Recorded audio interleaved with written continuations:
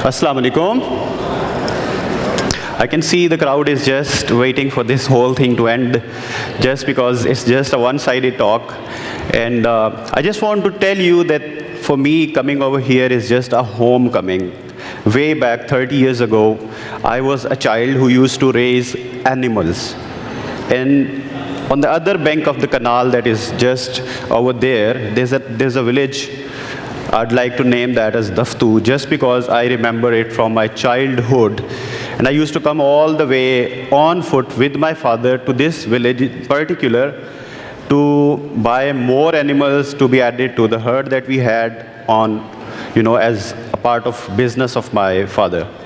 And if a person who had such humble background and such humble start of life, and if life has happened to me in just this manner that I'm standing in front of you, I think many of you share the same story of resetting their life, resetting their priorities, and maybe harnessing the circumstances that can be put to a better use. Maybe sometime in their life they're also able to come on such a prestigious stage and present to the world what life means to them. For me, in this whole thing, Control, Alt, and Delete, the most important thing for me is the first word and the last word. What happens in between is, it may be very important to many of you, but for me, the word control and the word reset, they are the two key words that have been driving the whole life that I have led. I was a shepherd back in some time, and while I stand in front of you, I have this prestige, I have this privilege that we are running a charitable cause of volunteers that spans around 100 cities of Pakistan, and it is across all the provinces. So I'd like to share a few glimpses of my life which have helped me to be maybe an inspiration for myself, somebody who has to keep on scaffolding onto the learning, onto the challenges which have been shaping, which have been chiseling the way that has made me somebody who can proudly stand in front of you and telling you what resetting is all about. How many of you have this experience that when they started learning to cycle, how many of you can cycle? What was the first time, if you remember, when you started cycling? How did you eventually made it happen? किसी को याद है? मुझे बहुत अच्छी तरह याद है. It was a village, and it was that muddy road with dust all around. And one of my elder cousins, he said, "Let's go, and I'll teach you how to cycle."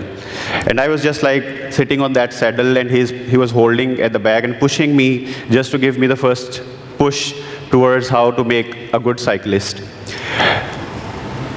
शुरू में उसने मुझे पकड़ा, I had this confidence कि उसने पीछे से पकड़ा हुआ है, मैं गिरूंगा नहीं.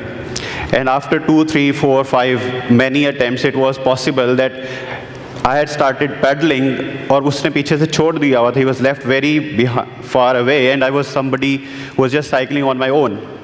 When I looked back, there was no one who was supporting me. So that started another feeling in my heart that is just like a panic situation where you have to be on your own. अब वो इतनी तेज़ी से cycling हो रही थी कि मुझसे कंट्रोल नहीं हो रहा था कि मैं अब इसको रोकूं कैसे. Because he had just told me how to drive it. He had not told me how to stop and have to get off. तो शुरू में जब साइकिलिंग करते करते मुझे रोकना होता था, उतरना होता था, तो मैं डायरेक्ट उसको ब्रेक नहीं लगा पाता था. तो मुझे क्या करना पड़ता था? I had to find a place where there was a chance of least injury. वहाँ पे मैं साइकिल को गिरा देता था और फिर छलांग मार के नीचे उतर जाता था. आहिस्ता आहिस्ता मुझे ये महसूस हुआ कि there is also a skill that is called slowing down. So what happened next was, in the next 3, 4 attempts, then I had to cycle on my own. I started I learned how to slow down. So slow down करने का सबसे बड़ा फ़ायदा मुझे ये हुआ, I started controlling my own pace. और eventually जब कोई crowd मेरे सामने आता, तो I had that skill in me now that I had to slow down and just find my own path where I have to wriggle through it, so that eventually when I am on the other side of it, I am not injuring myself, I'm not hurting I'm not damaging the cycle as well. the best skill that I incorporated in my life at that time was slowing down. Earlier in this session also, there was a question for all of us, medical life में in particular, how is it possible that you are able to handle a lot of challenges that come your way? So I think slowing down is the best thing. Slow down so that you are able to focus on the problems, you are able to chunk them down into parts, the way I was able to find my chunk of the path in the crowds that I had to pass through. So that was the first example of resetting that I found just because of slowing down. Another example which has made me come over here on this stage, the reason why this whole management has been eager to have my presence here, that is an honor for me, is how many of you have ever donated blood in your life? There's a blood camp going on in this university at this moment as well. That's an honor for me, for a person like me, because I'm a volunteer. I'm born to be a volunteer because what life has given to me has pushed me to be more voluntary, to be more, in a manner to give back to what this whole life has given to me. First time in my life, what happened in our university, I was in third semester, our foundation dealing with thalassemia, they came to our university. And they started preaching the whole crowd so that they could get motivated to donate blood. They started telling what thalassemia was, what it could bring to the children, what could it bring to the parents in terms of finances, in terms of the misery that they had to go through because of the medical situation that the kids undergo. For all the students who were my classmates, it was a motivation for them. And it was a 34 students class, 33 of them went down, they donated blood. And I was the only one who did not donate blood. And just to get accepted in that huge lot of philanthropic people, what I did was I put a fake bandage over here just to show to everybody, yes, I also donated blood, and to get accepted in them so that they bring me that fake appreciation as well, yes, you are part of us. But that was a trigger.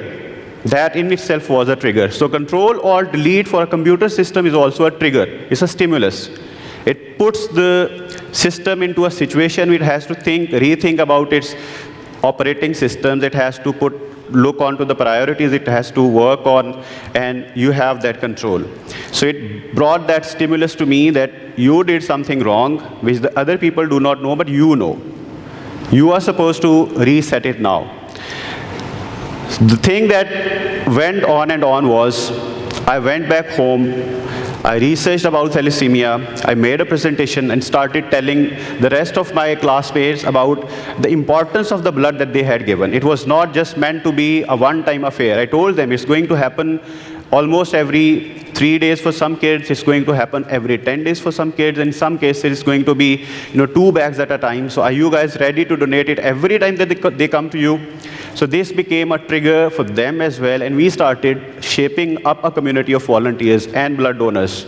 They started from a single classroom, and it's now in Karakoram University to all the Karachi University, all the way to Quetta, to all the cities of tribal areas, and many prestigious universities have unpaid volunteers who are working for this cause. So what I want to bring forth is there are a lot of triggers happening in our life. And they are the ones which are to be taken very seriously in a manner if you want to do something extraordinary in your life. So I'd like to link back what a shepherd could do to his life if opportunities and if the triggers that come to his life are taken very seriously. So I'd like to end up my talk on this note. The day we were born, there were billions of people living on this earth. And there'd be billions of people living after us also. But what was that particular reason the Lord Almighty thought of sending us to this earth?